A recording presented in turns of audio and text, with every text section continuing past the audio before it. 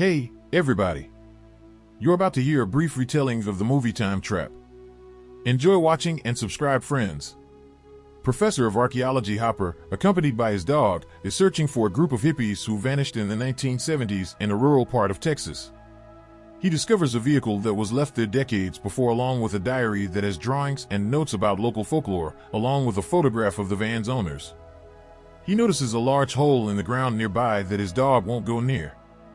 Hopper ventures inside the cave located atop the hill to explore, but his dog won't stop barking at it. Hopper's interest is piqued when he uses his flashlight to glimpse an armed cowboy within the cave who remains still. He comes back to town right away and tells his pupils Jackie and Taylor that they will not be accompanying him as originally scheduled, along with requesting that they prepare climbing equipment for him. Hopper goes to the same spot a short while later, and this time, he tosses a rope down the hole after tying it to a rock, just in case. After that, he returns to the cave, where his dog won't go inside. Once inside, Hopper cautiously makes his way over to the cowboy he saw standing in the exact same location the last time. He touches it and feels what appears to be an undetectable shimmer in the air. Therefore, he assumes it to be a transparent wall and continues across it. After a span of 2 days, Taylor advises Jackie to search for their professor, who has not been seen since his departure. Because hiking is risky, Jackie won't go, but she will go if Taylor can get them a car. Taylor is forced to phone Kara, a classmate who is crushing on him. Along with her younger sister Wives and closest friend Furby, who has a thing for Jackie, Kara also brings her father's vehicle. The children have brought cameras for everyone, and they want to capture everything for a class project and their social media. Taylor tells them that Hopper has been fixated with locating a gang of hippies who vanished in the 1970s while searching for the Fountain of Youth, which is purportedly concealed in the region, as they make their way to the cave. When the party opens the van upon their arrival and looks through the images, they learn that Hopper's parents were the missing hippies, which helps to explain his fixation. Furby falls over a frayed rope attached to the wall after they take a group photo, so they decide to follow it till they come to another cave opening. Jackie descends into a little tunnel, ignoring the spiders as they get closer and closer, and finds that the rope has been severed. After giving it a closer inspection, Taylor determines that it is too ancient to be Hopper's rope. Using her flashlight, Jackie scans the tunnel and observes that Hopper's location is far into the cave. As a result, they will require the appropriate tools to search for Hopper safely. Furby is remaining since he's scared of the dark and spooky crawlers, so the party loads up the Jeep with all the exploration gear and leaves him with a radio so he can keep an eye on things. With extreme caution, the gang descends the cave's tube and encounters the enigmatic shimmer. They touch it and see the shift in the air. After then, a flashback shows what transpired to Hopper after he passed through the barrier. The cowboy started to move as he ventured further inside, and an odd light flickered. Hopper fled right away after hearing some eerie noises and a scream. Upon exiting the cave, he was somewhat aback to discover that darkness had fallen despite his brief stay within.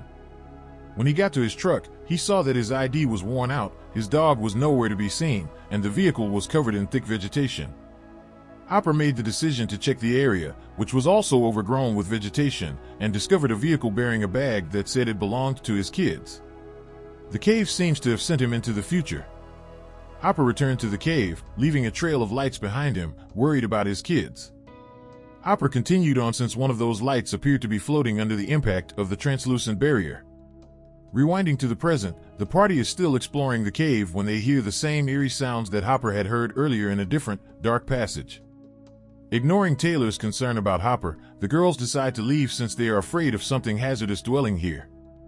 Jackie starts first, but as she gets closer to the top, the rope is abruptly severed, sending her plummeting.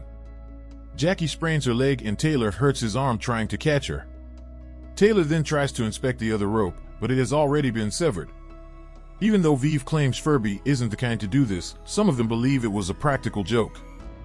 However, when they attempt to reach Furby over the radio, he doesn't respond. Just as the gang is debating what to do next, there is a huge thump coming from the tunnel. When Taylor tries to use the radio once more, a rough voice pleads, "Help me," and identifies himself as Furby. The disagreement that follows, which only ends when they hear another noise coming from the tunnel, is caused by the group's uncertainty about whether or not to believe him since the voice doesn't sound right. Jackie decides to stay behind due to her leg, while Taylor, Vives, and Kara proceed to search for Furby in the tunnel. She tries using her phone to follow along with what they're shooting, but the signal eventually dies. The gang notices the light flickering after going for a bit till they get to a point where they can see the sky. As Kara ascends a rock, she discovers a broken rope and, upon peering behind it, something that brings tears to her eyes. As Jackie crawls in and they use a camera to see what's happening, she begs Taylor to take Vives into the other room. To their horror, they discover Furby's lifeless body there. Taylor notes that there is additional rope on the ground and that Furby has a broken neck, indicating that someone cut his rope as he attempted to climb down.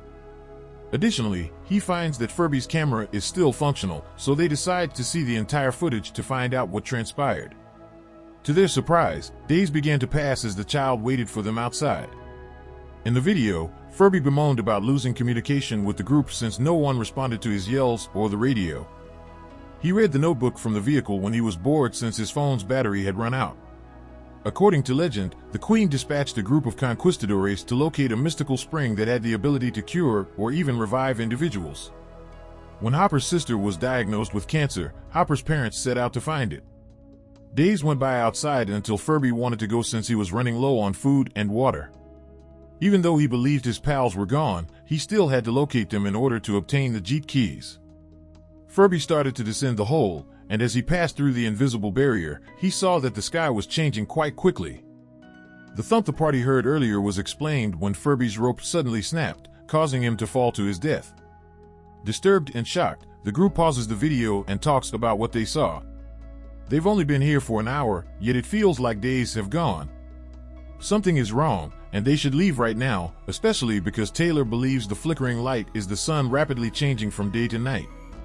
Kara will be the one to climb out and use an SOS beacon to get aid because she is the only adult who is unharmed. Kara can feel the air shifting as she ascends, and when she finally emerges, she is taken aback by the scene before her eyes. The entire region has transformed into an eerie wasteland. To further the situation, Kara is coughing uncontrollably due to the strange air and the missing rope. Kara tries to utilize the beacon as a massive sandstorm approaches in the distance, but there is no signal. Kara makes the decision to descend again at that precise time after noticing an odd triangle item hovering in the sky. She tells the group what she saw when she returns, but they don't believe her because, in their eyes, she was only gone for a short while. Kara offers them her camera so they can see all she witnessed, despite her insistence that she was out longer. To prove that their time together had only lasted a few seconds, Taylor shows her a video of himself. After several weeks of being imprisoned inside, the gang eventually lets go of their denial and acknowledges that time moves more quickly outside the cave. Taylor's theory, that the flickering light represents the sun rapidly passing through the day, is correct. The ropes haven't been severed, instead, they wore off with time and friction. They are trapped here eternally as children, which is why this is called the Fountain of Youth. Since the party is desperate to go, Taylor examines Furby's body to retrieve his rope.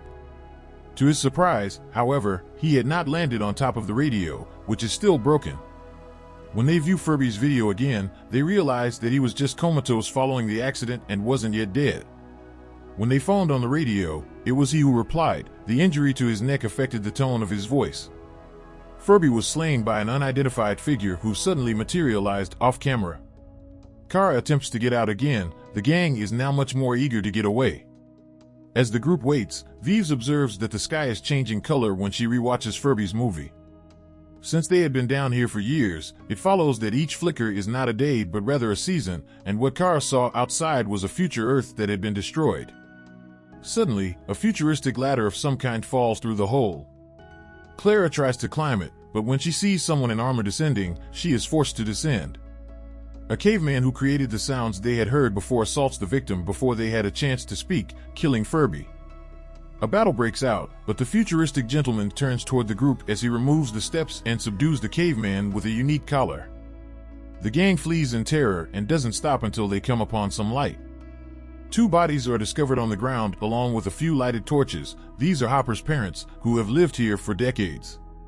To exacerbate the situation, a group of cavemen nearby are hearing the gang's arrival and are already feasting on the deceased cowboy. In an attempt to buy the girls some time, Taylor instructs them to go while he battles the cavemen fairly. However, because there are too many of them, he is knocked down. After the cavemen pass by and the girls shelter behind a boulder, Kara creeps back and is shocked to see Taylor dead. After successfully attaching a second collar on one of the cavemen, Kara gives the man the tool he must place back to enable him to defeat the other caveman and win the battle. All the cavemen were put to sleep by such futuristic gadgets. Taylor offers to give him his helmet back so he can breathe later, but the man tells them he's running out of time. Vives and Jackie arrive at that point, and as the futuristic person doesn't speak their language, he uses his computer glove to play recordings that explain what happened. When the gang vanished, their story made national headlines, and their relatives begged for assistance. After Earth became uninhabitable some millennia later, mankind departed on a massive spacecraft known as the Ark, which Kara had already seen in the sky. The man passes away after the video ends. Taylor discovers Hopper's luggage in the cave while they are debating what to do. Taylor, who is determined to locate him, instructs the girls to carry Furby's body over while he searches for their professor, making sure to pack the cowboy's revolver in case. Delving further into the cave, he discovers Hopper's light trail, which he follows to some paintings on the wall that depict the cave's effects. Turning around, Taylor finds an entire ancient family, of whom the child is the only one still living. He ignores them and continues searching until he eventually discovers Hopper lying on the ground hurt. The most startling thing of all is what's in front of him, a sphere that combines many layers of time and traps individuals from all ages, including Hopper's sister, the conquistadors, and cavemen. The purpose of the entire cave system, according to the professor, is to safeguard the fountain. Taylor tries to pull Hopper back with him as the ladies start shouting for him, but Hopper fears he won't make it. Retaining the gun, he orders Taylor to go without him.